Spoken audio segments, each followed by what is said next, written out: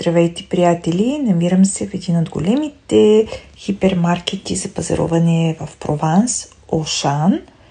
И сега ще ви покажа във витрината с местните продукти, кое е най-интересното, което може да си вземете. Тези пръчици от типичен салам, който се продава тук. Виждате, че могат да са като бомбички или могат да бъдат буквално като пръчици.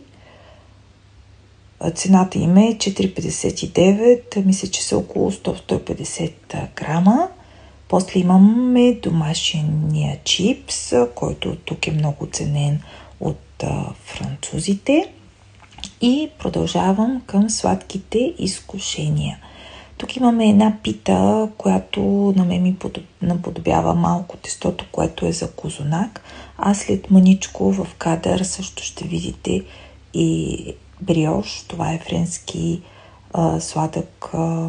френска сладка пита, която е точно като козунак. Тук в ръката ми сега ще ви покажа навет. Това е това са ние абсолютно типични сладки за Прованс, твърди, хрупкави, с портокалов цвят най-често се правят. И там долу ви показвам бриош.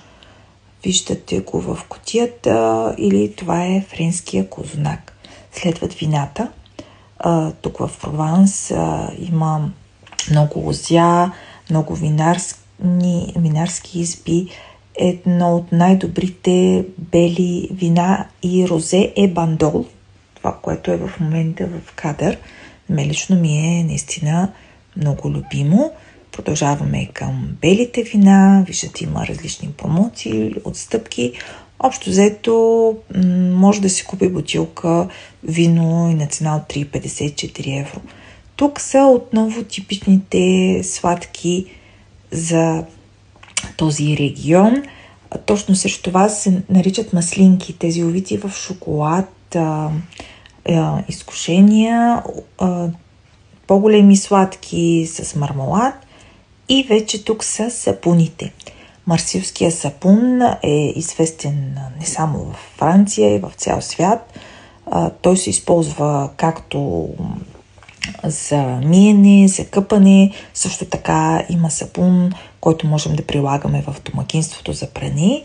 И така обичания от мен лично сапун с магарешко мляко и всякакъв вид продукти с магарешко мляко. Виждате, мъничкото магаренце се вижда отсреща. Много мек аромат, много нежен, така че съветвам ви да го опитате, когато